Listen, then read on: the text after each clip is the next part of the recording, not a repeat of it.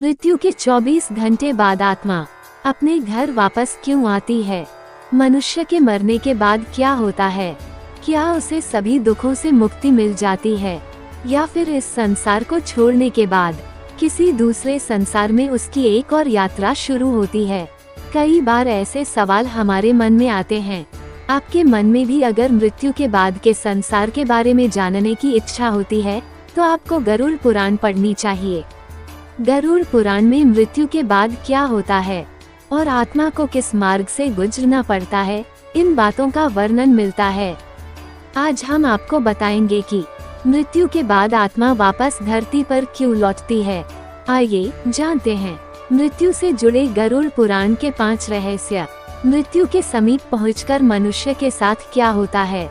गरुड़ पुराण के अनुसार मृत्यु के दरवाजे पर खड़ा व्यक्ति का गला सूखने लगता है, उसकी त्वचा से नमी भी सूखने लग जाती है, उसे अपना शरीर हल्का लगने लगता है और आंखें सुकून की तलाश में बंद होने लगती है। मृत्यु के समीप खड़े व्यक्ति को आवाजें आनी बंद हो जाती हैं।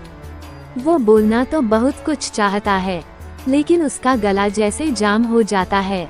इसके बाद यमराज उसके प्राण खींचने के लिए आते हैं, जो केवल उसी व्यक्ति को दिखाई देते हैं।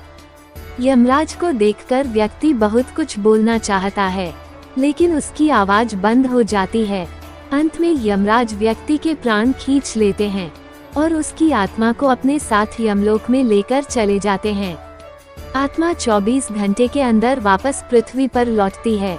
जब मनुष्य की आत्मा को मनुष्य के शरीर से खींच लिया जाता है तो व्यक्ति की आत्मा को लेकर यमराज पृथ्वीलोक में आते हैं।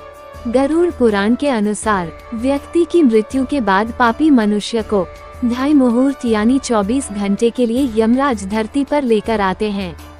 पृथ्वीलोक पर आकर यमराज व्यक्ति के कर्मों का लेखा एक बार फिर से देखते हैं और 24 घंटे के लिए मनुष्य की आत्मा पृथ्वी पर विचरण करती है। पैदल यमलोक की यात्रा कब करती है आत्मा? हिंदू धर्म में जो मनुष्य मर जाता है उसकी 13वीं की जाती है। 13 दिनों तक मृतक परिजन जो भी मृत्यु से जुड़े हुए कर्मकांड करते हैं उससे मृतक व्यक्ति का सूक्ष्म शरीर तैयार होता है। इस सूक्ष्म शरीर में मृतक व्यक्ति की आत्मा बसती है। इस सूक्ष्म शरीर में बसकर मृतक व्यक्ति की आत्मा 13वें दिन यमलोक की यात्रा शुरू करती है। जब आत्मा को शरीर मिल जाता है तो इस बार उसे पैदल चलकर यमलोक पहुंचना होता है। मृतक व्यक्ति को सूक्ष्म शरीर के साथ कितनी लंबी यात्रा करनी होती है? जब मृतक व्यक्ति को सूक्ष्म शरीर मिल जाता है तो वो यमराज के साथ वायु मार्ग से नहीं बल्कि यमलोक जाने के लिए पैदल ही यात्रा करता है। गरुड़ पुराण के अनुसार यमलोक की दूरी 99,000 योजन है, यानी 11,99,988 किलोमीटर है। इतनी लंबी यात्रा करना आसान नहीं होता, बल्कि यमलोक पहुंचने के ये रास्ते कई खतरों से होकर गुजरते हैं। अगर व्यक्ति ने अपने जीवन में कई तरह के गलत कर्म किए हैं तो फिर उसके लिए ये रास्ते और भी कठिन हो जाते हैं। यमलोक में 16 नगर बहुत भयानक हैं। जब सूक्ष्म शरीर धारण करके मृतक व्यक्ति की आत्मा यमलोक में पहुंचती है तो उसे यमलोक के 16 नगरों से होकर गुजरना पड़ता है। इन 16 नगरों में किसी व्यक्ति को उसके कर्मों के अनुसार ही फल भोगना पड़ता है। अगर किसी व्यक्ति ने जीवन में दूसरों का बुरा करके कामयाबी हासिल की हो तो उसे इसी के अनुसार सजा दी जाती है। इसका अर्थ यह है कि किसी व्यक्ति को कर्म के अनुसार ही इन नगरों में सजा दी जाती है। तो दोस्तों, आपको हमारी ये जानकारी कैसी लगी?